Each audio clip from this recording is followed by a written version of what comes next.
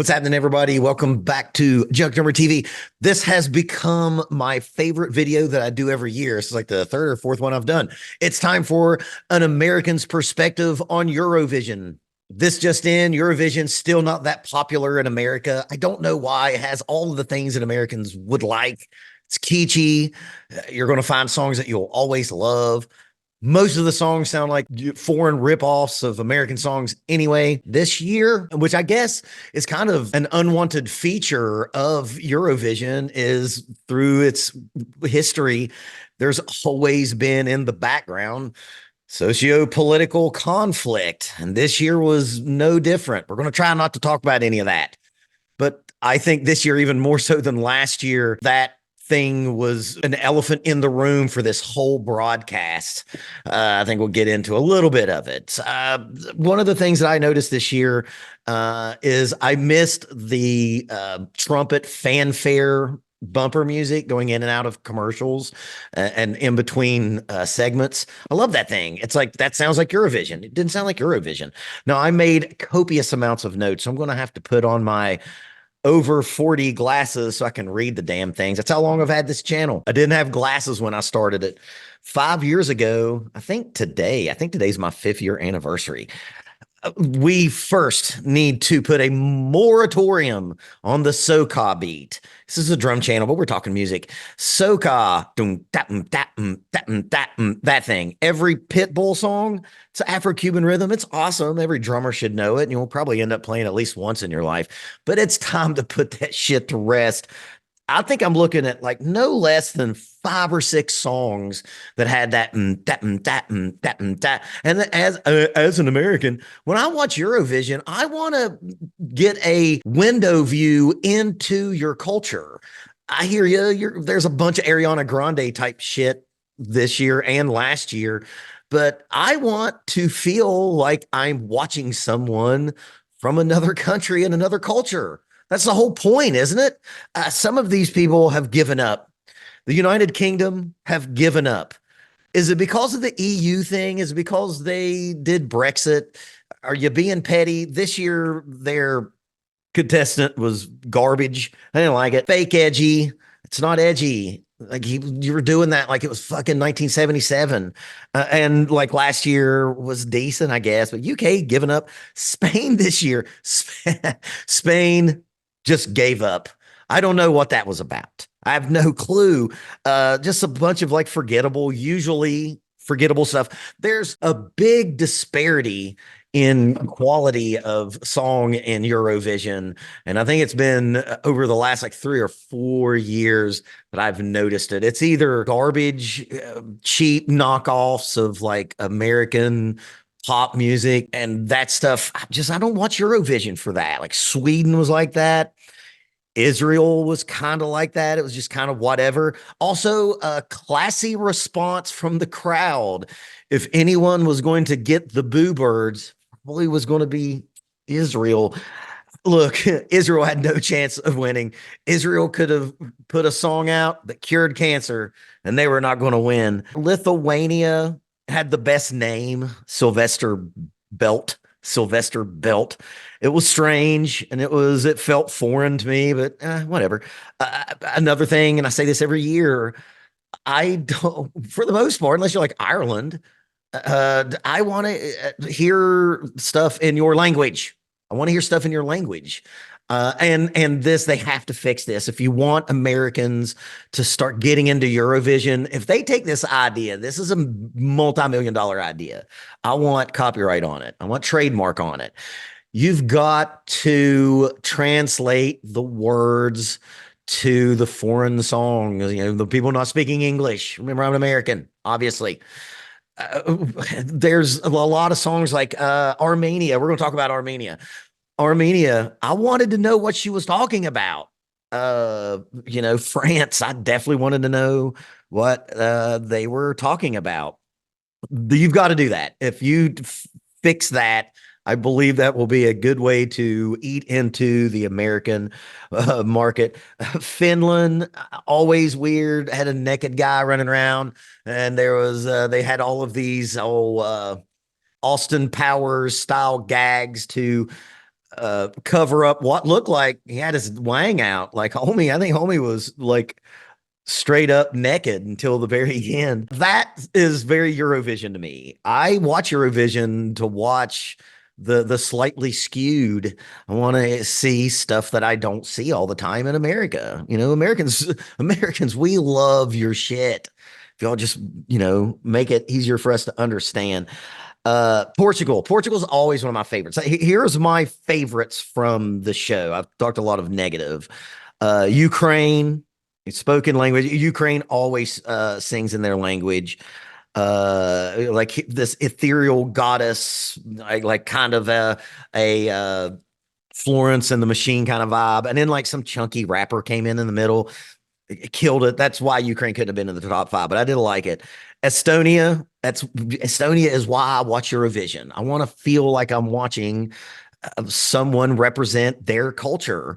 They had like Estonian pit bull. I do look just like pit bull. They had traditional instruments. Anytime, if you want to get me on your Eurovision, I got to fix this chair. If you want to hook me, just dress in some sort of traditional garb and play some sort of traditional instrument that's usually some weird violin derivative. I'm all in for that. Ireland, fuck Ireland. I've been thinking of that scary lady ever since I watched this on Saturday, and I'm recording this Monday. It's exactly what I want from Eurovision. Sounded like I had a song that kind of went from like Ministry, Nine Inch Nails, industrial goth type metal into like late Bjork sort of popish part, which was like really clean. And she was scary, and I believed her. Her name was Bambi Thug, and that's a fucking great name. Serbia, all vibe. I like that. They, sang in their language. I'm assuming it's Serbian. Portugal, every year, every year. This is not a suck up to one of my good friends.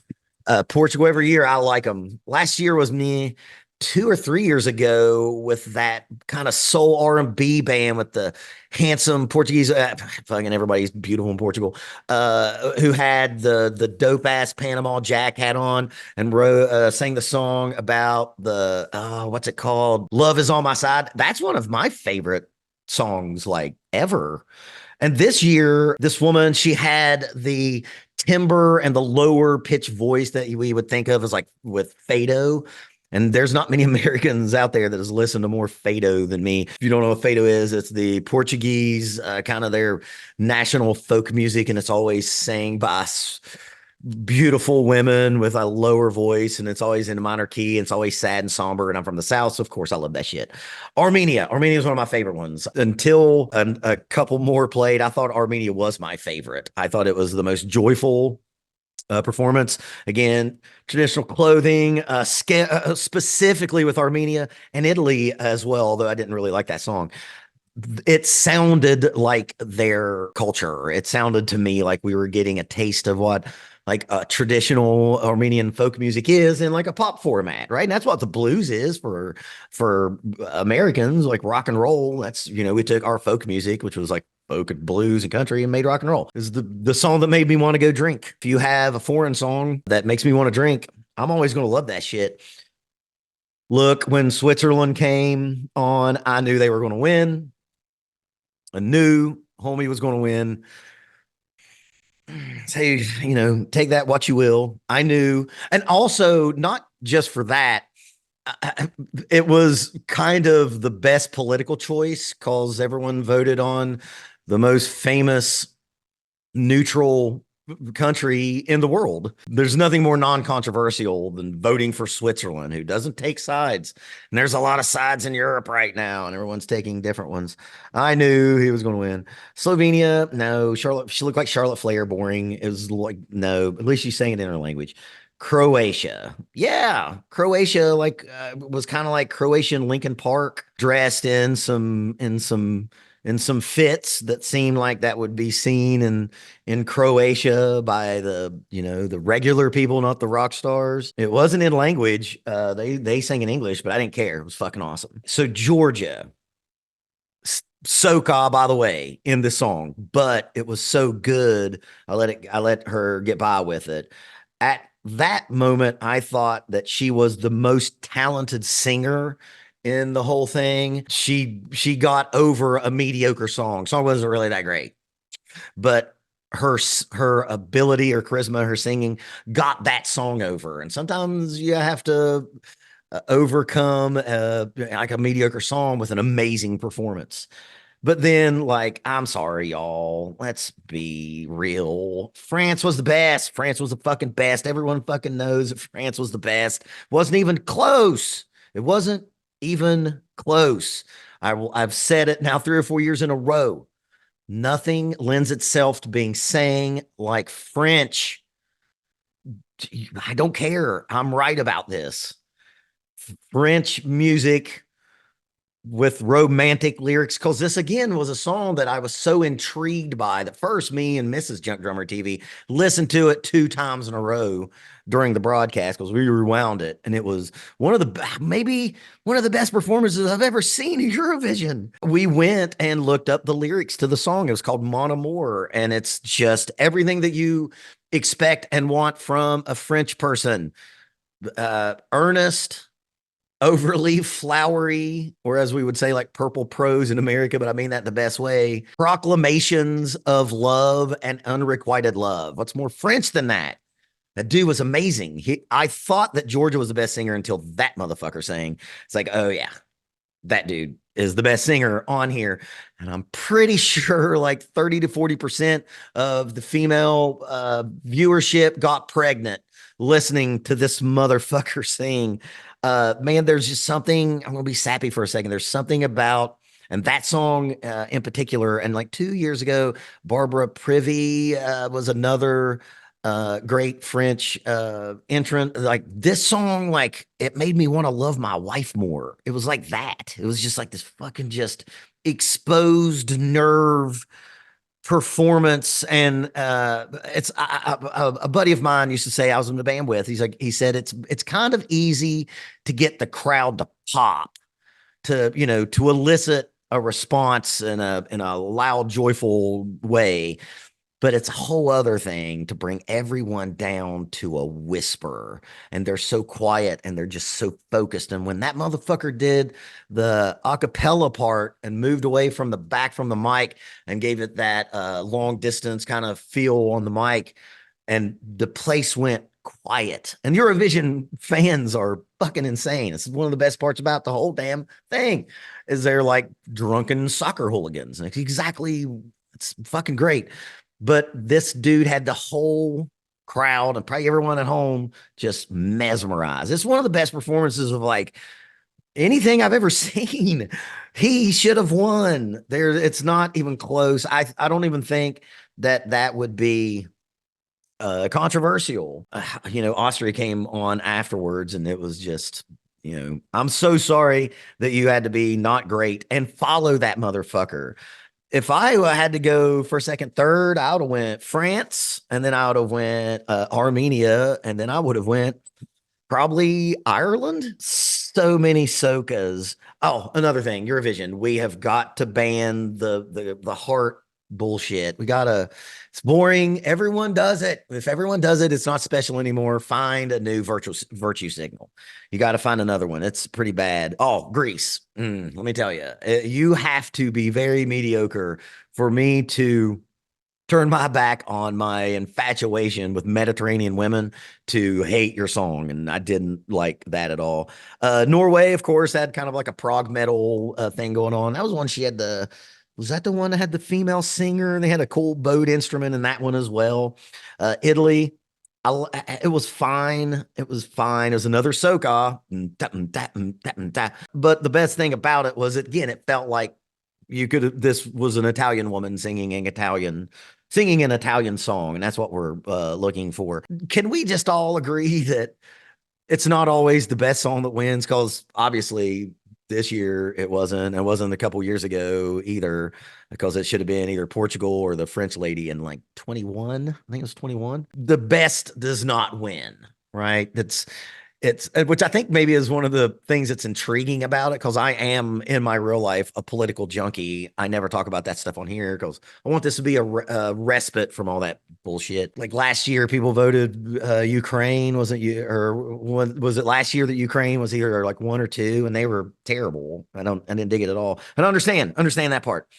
That's an intriguing aspect of Eurovision that would probably be worth a whole other video and pissing off half the crowd that watches me to talk about how the background of the shifting political allyships and infighting and fighting across borders has always flavored Eurovision. And this year, boy, they tried their best to not address it, but it's just impossible to do, especially this year. You have two major wars going on in Europe and a whole bunch of other skirmishes, I'm sure, that I don't know about. But if you're an American, you're watching this next year, it's always the second weekend in May. Watch Eurovision. It's fantastic. In the last 4 or 5 years, I've picked up 5 or 6 songs that are in my regular rotation. Iceland from a couple years ago was amazing. And yeah, look, Iceland, I know they weren't in it this year. They should just always be in it. Just grandfather old Iceland in there because they always come with something strange and awesome, like awesome. Even last year, that was kind of like a more down to earth Icelandic entrant, and they were still great.